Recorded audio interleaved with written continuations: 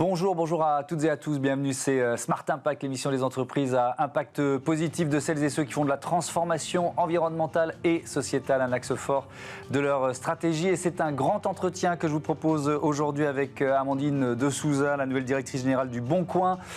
Pouvoir d'achat, seconde main, mise en œuvre de la loi AGEC pour les professionnels, redynamisation des territoires. On va aborder tous ces thèmes et puis on parlera aussi de ses engagements pour l'entrepreneuriat au féminin et pour la promotion des valeurs de diversité et d'inclusion au sein du premier site de e-commerce français. Et puis dans notre rubrique Smart Ideas, je vous présenterai Picnic et ses voiturettes de livraison 100% électriques. Voilà, c'est le sommaire de Smart Impact et c'est le grand entretien tout de suite.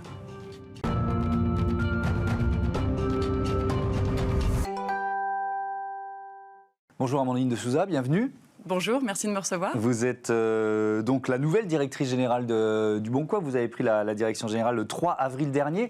Première question très générale, comment se porte l'entreprise? À quel point votre activité elle est boostée par la pression que l'inflation met sur le pouvoir d'achat des Français? Alors c'est une entreprise qui se porte très bien. C'est un grand plaisir d'avoir rejoint ce super environnement.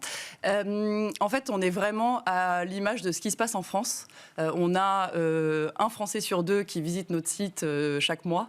On a plus de 64 millions d'annonces en ligne. Donc on arrive vraiment à sentir ce qui se passe sur le marché et en France. On sait que 96% de nos utilisateurs viennent sur le site pour faire des économies. Donc évidemment qu'on ait une alternative pour avoir de l'accessibilité à des produits qui ne pourraient pas forcément s'offrir par ailleurs. C'est la première intention d'achat des acheteurs sur le site du Bon Coin. Ça veut dire que la fréquentation augmente aussi, je faisais le lien avec l'inflation qui est évident, avec une inflation forte, vous le ressentez ça? Alors c'est un site qui s'est toujours très bien porté. Oui. Je pense qu'il y a deux effets. Il y a évidemment l'inflation et trouver des alternatives pour toujours pouvoir se faire plaisir, consommer et répondre à ses besoins. Et puis aussi, évidemment, pouvoir consommer en étant plus responsable. Donc le sujet de l'impact. Donc on est à la croisée de ces deux intentions d'achat qui sont de plus en plus prégnantes dans le quotidien des Français et des Françaises. Donc forcément, on a une alternative assez pertinente. On sait que les acheteurs économisent plus de 300 € en venant sur notre site parce qu'en général, c'est environ 50% de discount qu'ils ont par rapport au prix de référence des produits. Donc forcément, voilà, ça leur permet d'avoir accès à des produits qui ne pourraient pas s'acheter par ailleurs. Effectivement, 800 000 annonces postées chaque jour. C'est le site de e-commerce le plus visité de France derrière Amazon. Ça veut dire quoi, des dizaines de millions d'annonces disponibles? Il y a combien? J'ai du mal à imaginer ce que ça peut représenter, le nombre d'annonces disponibles à l'instant T sur le Bon Coin. Là, si vous allez sur le Bon Coin, vous avez 64 millions d'annonces disponibles. D'accord. On a vu un vrai effet boost après le Covid, où je pense que les gens, quand ils ont été enfermés chez eux, ont eu le temps de faire le tri de ce qu'ils avaient. Donc le gros des annonces, c'est ce qu'on appelle les biens de consommation. Donc quand vous allez poster, vendre votre tondeuse ou votre grille-pain. Mais on a aussi un pan d'activité très différent de tout ça, en immobilier, en auto, de l'emploi et des vacances. Oui, alors ça, j'y reviendrai, parce qu'effectivement, c'est parfois un peu moins connu, ou en tout cas un peu moins médiatisé. Donc, 64 millions d'annonces disponibles à l'instant T. Est-ce qu'il y a 75 catégories? Il y a des secteurs plus recherchés que d'autres? Alors, on va répondre à la saisonnalité, évidemment. C'est une vigie de la consommation, le Bon Coin, d'une certaine façon. On est vraiment... En plus, on a la chance d'avoir donc, un Français sur deux, avec des Français qui sont consommateurs du Bon Coin partout en France, très représentatifs en fait, de la population française. Donc, c'est vraiment un observatoire à l'instant T où on voit ce qui peut se passer. Donc, on va être évidemment très en lien avec la saisonnalité. Donc là, évidemment, à l'approche de l'été, on va aller chercher des maillots de bain ou des produits de plage sur les biens de consommation. On va être aussi, on va voir quand il y a des effets de mode. Donc une série qui va particulièrement bien fonctionner, on va avoir des produits qui sont recherchés, des jeux d'échecs quand c'était la folie du jeu de la dame par exemple. Donc voilà. Donc vraiment les séries télé ont un effet sur la consommation. Oui, on le voit dans les produits recherchés. Ouais, c'est drôle. On parlait d'immobilier. Là aussi, je lis ma question à l'actualité. C'est un secteur qui souffre en ce moment. Est-ce que vous le ressentez vous aussi avec une baisse d'activité sur les transactions immobilières? En fait, nous, on a la chance quand le marché se tend un peu, donc on voit des évolutions de prix, parfois à la baisse. Évidemment, c'est surtout le fait d'avoir l'accessibilité à l'emprunt, plus l'effet inflation qui fait que le marché se tend. Mais en attendant, il y a des annonces disponibles. Et donc, comme les temps pour les écouler est plus long, c'est là où le Bon Coin est une solution hyper pertinente pour tous les professionnels de l'immobilier qui viennent s'adresser à toute cette audience que nous avons sur le Bon Coin pour essayer d'écouler plus rapidement leurs biens.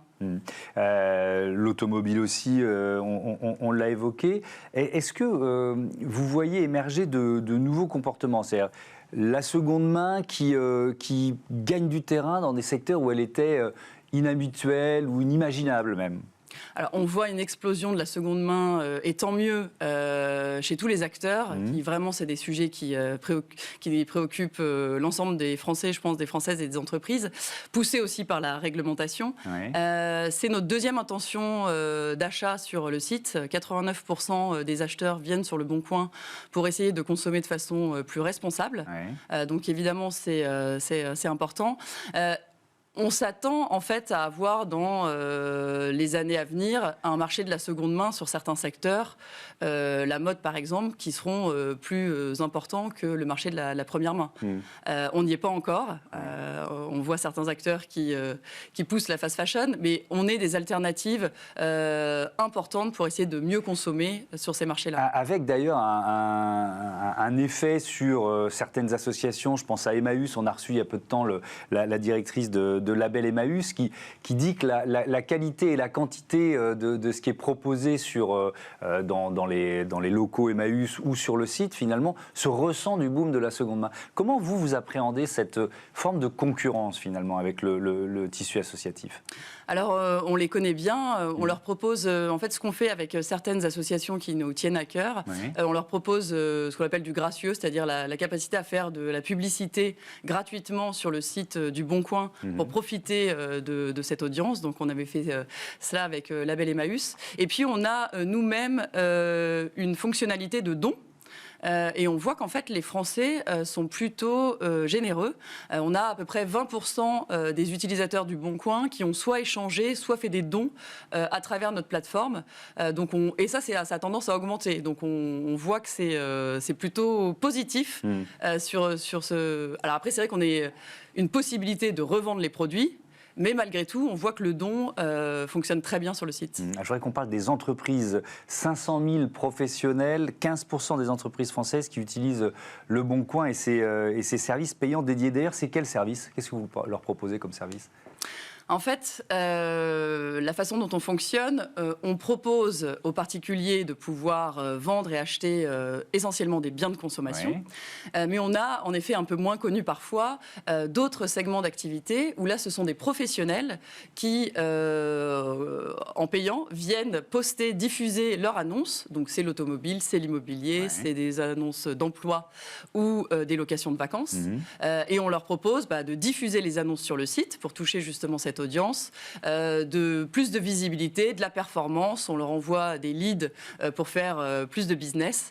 Et donc, on a vraiment ce qu'on appelle un cercle vertueux de toute cette audience dont ils profitent. Vous parliez aussi de la réglementation. J'ai vu qu'il y avait une offre liée à la mise en œuvre de la loi AGEC, la loi anti-gaspi, économie circulaire. Ça consiste en quoi, ça?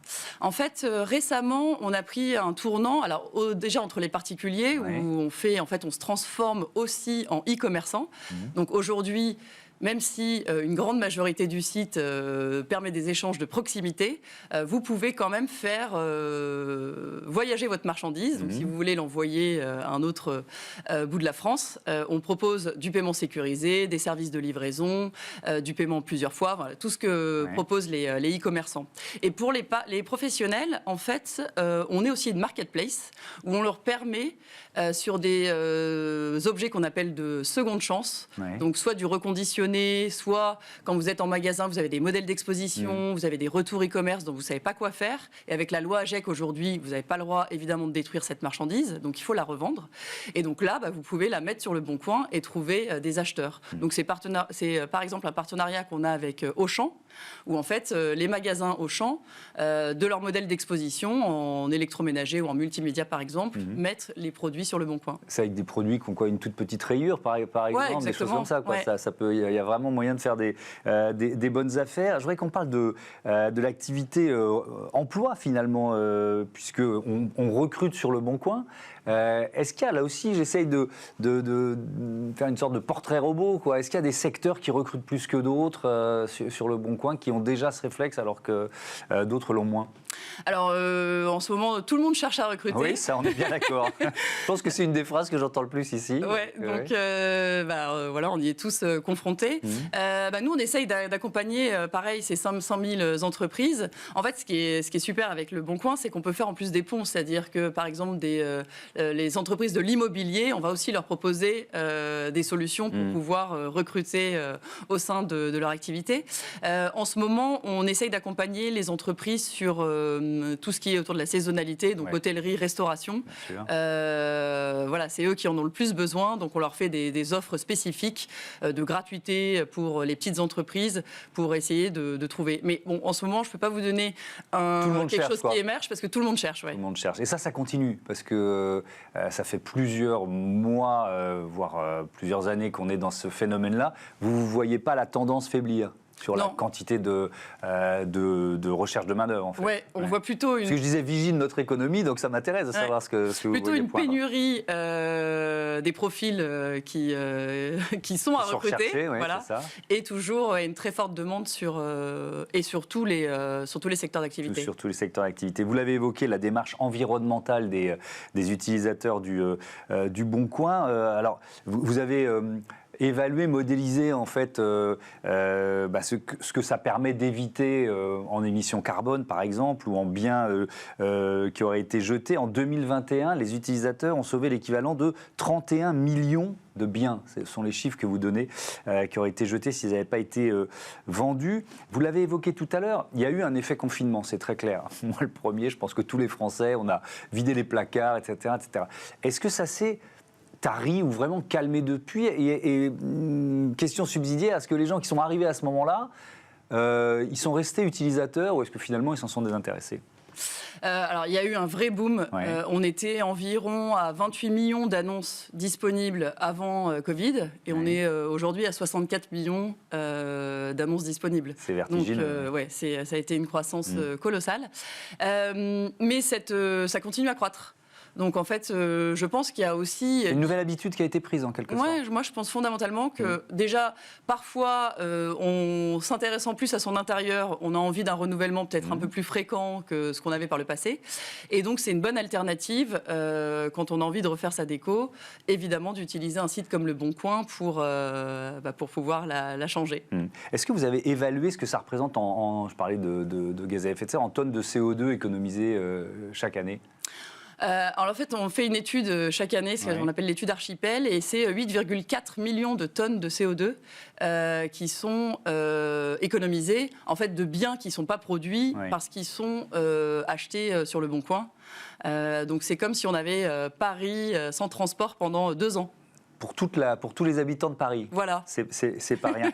Et est-ce que les utilisateurs, bon, il y a cette étude annuelle, mais est-ce que vos utilisateurs, ils le visualisent? Est-ce que d'une certaine façon, on pourrait, en allant sur le Bon Coin, se dire, tiens, je revends cet objet et donc je fais telle économie carbone, objet par objet?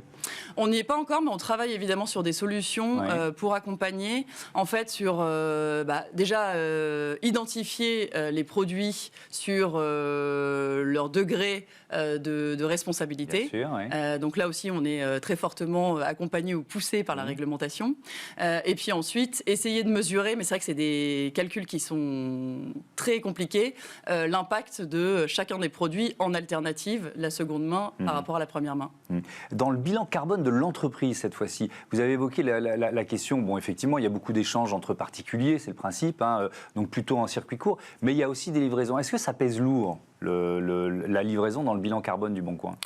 Non, parce qu'en fait, c'est une activité qui est récente pour nous. Donc évidemment, c'est en forte croissance. On a fait là encore sur le premier trimestre plus de 45% sur ce qu'on appelle le transactionnel, donc les produits qui sont payés de façon sécurisée et livrés. Mais c'est encore une petite partie. 80% des échanges sur le site se font en face à face. Donc c'est pas ce qui pèse le plus. Ce qui pèse le plus, comme on est une boîte tech, c'est tout ce qui est autour de l'informatique. Bien sûr. Et donc on travaille là sur l'éco-conception, tous les concepts autour du Green IT, pour essayer aussi là d'amoindrir notre impact. Alors, quelles idées ou quels projets vous avez en la matière ? C'est d'essayer d'utiliser de moins en moins les serveurs, et donc de concevoir différemment. Et donc là, c'est les équipes techniques qui trouvent des solutions pour que ça nécessite moins de capacité, moins de mémoire, et concevoir différemment. Je voudrais qu'on développe les engagements RSE de l'entreprise, notamment cette raison d'être qui a été définie en 2021. Vous n'étiez pas encore présente dans le Bon Coin. Donner à chacun le pouvoir de vivre mieux au quotidien. Je vais être très honnête avec vous, quand je l'ai lu, je me suis dit, c'est un peu vague. C'est un peu le défaut des raisons d'être, parfois, d'être un peu vague. L'important, c'est quoi ? C'est ce qu'il y a après, les chantiers qui ont avec, les engagements qui sont liés à cette raison d'être ? De mieux vivre, en fait, c'est deux aspects qu'on évoquait, à la fois l'accessibilité aux produits en faisant des économies, et puis le fait de limiter son impact sur la planète. Et puis de ça, on découle beaucoup de choses.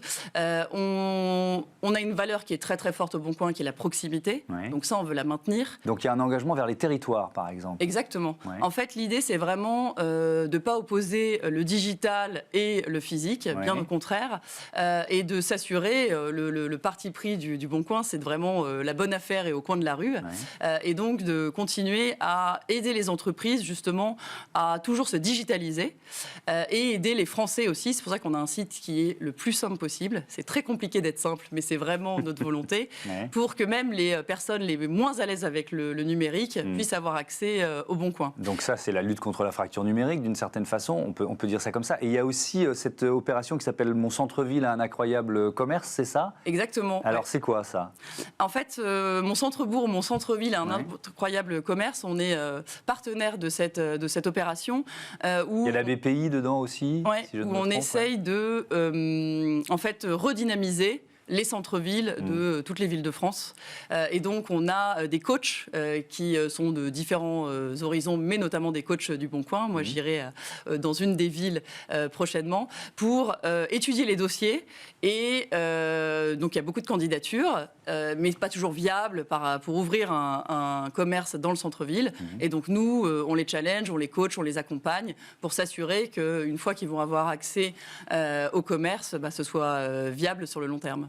On va évoquer aussi vos engagements personnels, notamment pour l'entrepreneuriat au féminin. L'an dernier, vous avez rejoint Leia Capital. On les a reçus ici plusieurs fois, les créatrices de Leia Capital. C'est un groupe de business angels 100% féminin. Peut-être vous pouvez nous rappeler en quoi consiste leur action et puis surtout pourquoi vous vous y engagez.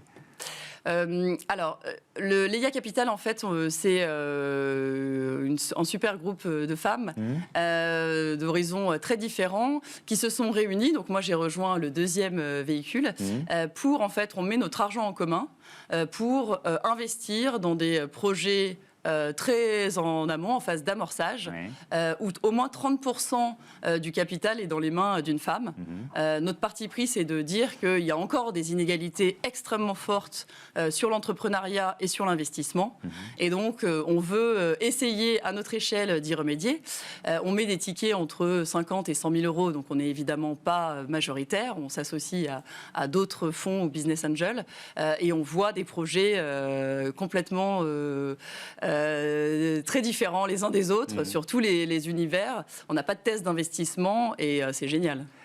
parce que ce qu'on touche du doigt, c'est une sorte de, enfin, il faut dire les mots, de machisme de la finance. C'est-à-dire que quand on est une femme, qu'on arrive avec un projet, on va lever moins de fonds qu'un homme. C'est ça la réalité encore aujourd'hui. Ouais, les statistiques sont assez dramatiques sur le sujet. Et donc, en fait, je pense évidemment pas que les femmes soient moins capables ni d'entreprendre. Ça, on est bien d'accord. Donc, faut quoi ? Il faut contrebalancer. C'est quoi ? C'est des décennies, non, des siècles de patriarcat qu'il faut réussir à contrebalancer. C'est ça. Oui, moi je pense qu'il faut lutter contre certains stéréotypes du passé et puis surtout mieux accompagner ces femmes qui ont pas toujours le réseau, les codes, les clés d'entrée pour voilà, qui ont une idée superbe, parfois des capacités d'exécution aussi très fortes, mais pas toujours voilà, le bon réseau pour le faire. Donc nous, on essaye d'apporter une partie d'argent, mais pas que. Comme on est 30, évidemment, on a aussi tout un réseau assez important et on ouvre les portes et c'est aussi ça qu'elles viennent chercher. C'est même surtout ça qu'elles viennent chercher auprès de nous. D'ailleurs, vous avez créé un réseau de femmes dirigeantes, le Retail Club, c'est quoi ? Avec une amie, en fait, on est parti du constat. Alors là, j'ai rejoint Le Bon Coin, qui est en transformation vers le retail, mais qui est un peu moins retail. Vous venez de cet univers. Je viens de cet univers depuis de nombreuses années, et qui avait en fait peu de réseaux dans lequel on rencontrait beaucoup de femmes. Et donc, on a eu envie de fonder ce réseau. Donc, on est une quarantaine de femmes dirigeantes. Alors maintenant, le retail, il est protéiforme, parce qu'évidemment, quand les femmes ont changé de job, on les a pas virées du réseau. Et on s'entraide énormément. Moi, je pense que voilà, l'accompagnement au quotidien par sa famille, par l'entreprise, pour réussir dans ce qu'on a envie d'entreprendre, est hyper important. Et ce réseau de femmes, pour moi, est vraiment primordial. Est-ce que ça veut dire aussi que dans votre nouveau poste de DG du Bon Coin, vous allez promouvoir les femmes ? Plus de femmes au sein des instances dirigeantes, plus de femmes au sein du CODIR. Est-ce que ça fait partie de votre feuille de route, ça, d'une certaine façon ? En tout cas, ce qui est sûr, c'est que il faut lutter contre les inégalités et donner, pour les femmes qui le souhaitent, le bon cadre, le bon accompagnement. Donc pour moi, c'est hyper important de pouvoir faire du mentoring, de coacher des femmes pour qu'elles s'aperçoivent elles-mêmes qu'elles sont capables de donner envie et même de juste, par ma position, de montrer que c'est possible en ayant une vie à côté épanouie. Et donc, je pense que c'est vraiment par cet accompagnement et de vraiment avoir ce coaching personnalisé qui permet d'avoir plus de femmes. Alors, dans des rôles à responsabilité. Maintenant, il faut les trouver. On a très très bien évolué sur la partie tech, par exemple, mais c'est vrai qu'on cherche encore des métiers trop masculins, les métiers de la tech. En tout cas, on n'arrive pas du tout à la parité pour l'instant. Et donc, voilà, mais ça passe par les écoles, la formation, on monte assez loin. Mais on promeut les femmes dans le numérique. C'est des sujets qui, évidemment, sont très importants pour moi. Et c'est pas d'ailleurs la seule diversité qui m'anime. Je pense qu'il faut qu'on soit... On a un rôle en tant qu'entreprise d'accompagner aussi les différentes origines sociales, la communauté LGBT+. Je pense que voilà, c'est toute cette diversité qui fait la force d'une entreprise. Et ce qui est génial avec Le Bon Coin, j'ai découvert ça, c'est qu'on n'est pas parfait sur tous les sujets, mais c'est des sujets qui sont évoqués, identifiés, et sur lesquels on travaille vraiment fortement. Merci beaucoup, Amandine de Souza, et à bientôt sur Bismart. On passe à Smart Ideas, la livraison en circuit court au menu.